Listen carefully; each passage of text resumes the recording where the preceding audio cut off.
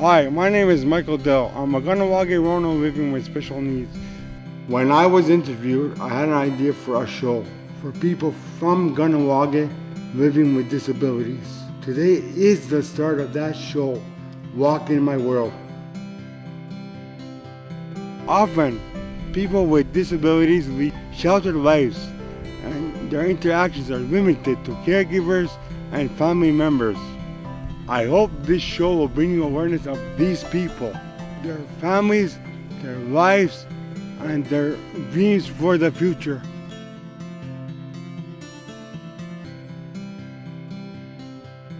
Welcome back to Walk in My World. Today we are here with Linda Whitebean and we're going to talk about post-traumatic stress disorder and OCD. Welcome to Walk in My World and thank you for coming today, Linda. Thank you for having me, Michael. Can you tell us a little bit about your son? Keith is 29 years old. He was diagnosed with a post-traumatic stress disorder, an OCD. He's mentally delayed. From the time Keith was born, right up until the age of 4, his development was normal. He had met all his milestones. And we only seen problems as he was a teenager. From a teenager on, there was a space in between there that he had experienced some kind of traumatic in his life, which I'm really not aware of. I don't know because I wasn't there. But we know that was one of the causes of their diagnosis.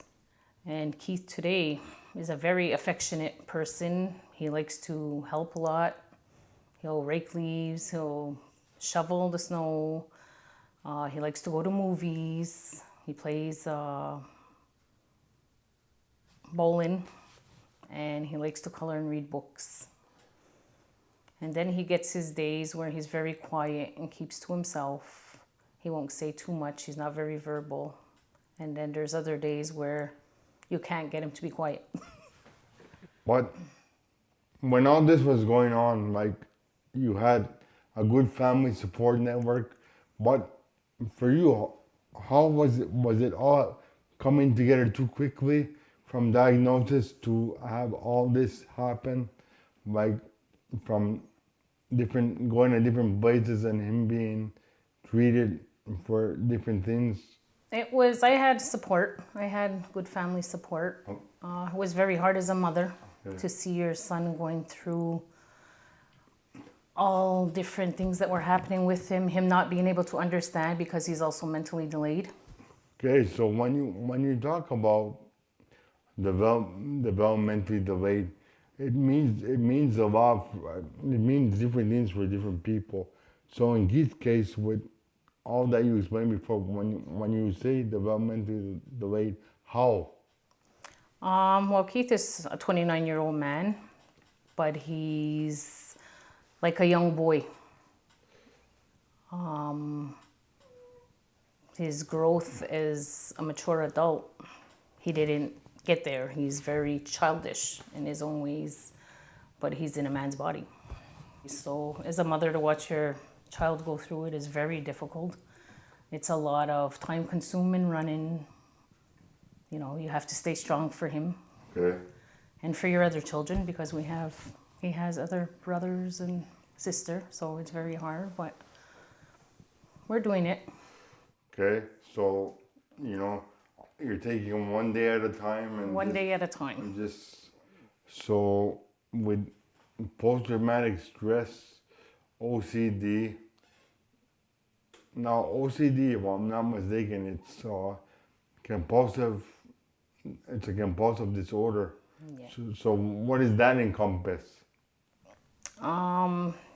Keith will get into maybe a day where he will just start either like picking if there's something on the floor and he'll just pick at it, and pretty much he can tear up a floor, just by staying there and doing that. Or he'll rip up pictures, he'll flush the toilet constantly and just watch the water flow. It's just a compulsion that he gets, and he'll So do it he's over like, and over. is it like he's fixated on one item? Yeah, that's exactly what it is. Yeah. Okay, so you have to redirect his attention to something else, maybe more positive. Yeah, try and get him away and come on, Keith, we're gonna go read a book or watch TV or let's go take a walk. And sometimes it may take a little while to coax him to do it, but eventually. One of his favorite things is going to McDonald's. Keith is always asking to go eat at McDonald's. So it's got to be short activities that are meaningful. Yeah, yeah. A lot of one-on-one is good with Keith. Okay. And then when he doesn't want to be around people, he just wants his own space. Yeah, he'll just stay in his own room till he's ready to come out. Is there like any kind of medication that he takes to help him control? For his mood swings, yeah, they Yeah. keep him medicated and they often change it because he's very sensitive to different medication. Yeah. And his body will stiffen up from certain medications that he's on. So they watch him like every 2-3 weeks. There's somebody checking his medicines to make sure they're all fine for Keith. Yeah.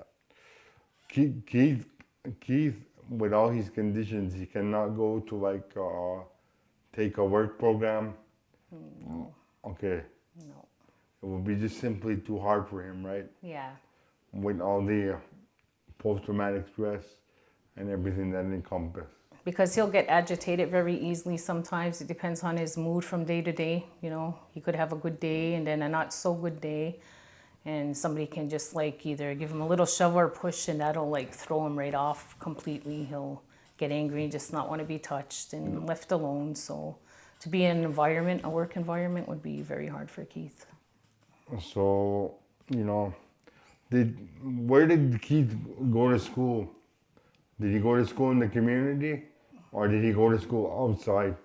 He was in survival for a little while and then that was it. They took him out of school. Okay. Like he never went outside to like No. elementary school or anything.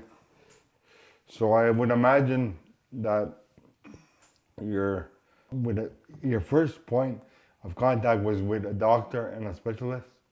Oh, yeah. It was his grandmother actually that was with him when Yeah. they got results from the doctor. And that's how we found out about it. So, what was your reaction as a family when you found out that he had these disorder? We were happy that we found out what he had, because then we knew what we had to deal with. And it was very global. There was a lot of other things with Keith also. He was very aggressive. He would get violent. In 2001, he was actually brought into the Ellen Memorial Hospital in Montreal. And they treated him there for a while. That's part of the Douglas. Yeah. Okay. Yeah. But this is right downtown in Montreal. Okay. So he was there for, I'd say, about a year. Okay. And from there, they brought him to Jasper in Beaconsfield, which was like a group home Okay. that was specialized for Keith that could deal with all the different needs that he needed. Okay. And then he ended up at St. Stan's, Okay. which is out near St. Barbie. Okay. How has the community of Ganawage, like with its limited services, helped you in Keith's life? The young adults program, actually, it took me a while to get him to come back into the community because he's out in St. Stan's.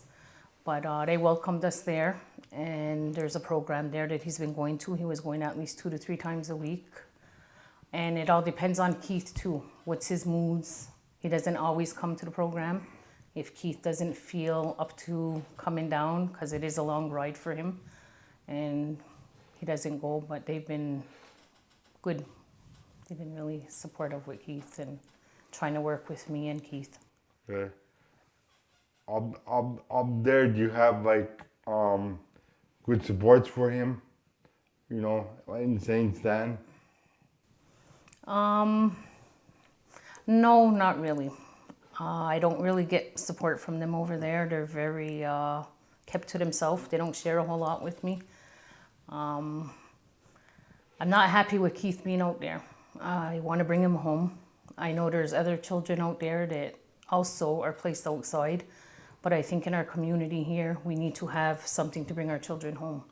I think they can benefit a lot more being with their family and friends, and it's really needed out here. So, in 5-6 years, what do you envision for Keith? If you could look 5-6 years ahead. I mean, I know you're dealing with the present and what's day to day, but 5-6 years, like, what do you envision? I would love to bring him home. I'd love the community to have something here where other kids like Keith, or young adults, I should say, can live and be taken care of here in our community, because there's no resource like that here. Because this is what Walking My World is designed to do. The community learns from this show, so the more we put out there, the more they'll understand about people with disabilities and challenges. So is there anything that you want to add, or? Just as a parent, and I'm sure other parents that are out there with children that are disabled or have different problems, that, that's all our children really want, is a place and to be loved and someone to care for them, to be sincere and working with our children. My biggest dream for Keith is to bring him home and to have something here in the community that we can work with him here. It takes, a whole community to raise a child, so I think everybody should pull together to help make that happen. Okay, well, thanks for coming on Walking My World to shed some light about OCD, and good luck with your son Keith. Thank you. Well, we've come to another end of another episode of Walking My World. If you have any comments or questions, you can email me. Email me at mike.dell@paulcom.ca. Ona. More than 14% of all Canadians have a disability. For Aboriginal First Nations people in Canada, there are 33% of people living with disabilities. People living with disabilities are subject to exclusion, poverty, and isolation. There are higher rates of depression, suicide, violence, and abuse for people with disabilities. We know that for Aboriginal people with disabilities in Canada, all of these rates and percentages are even higher. Statistics according to Independent Living Canada.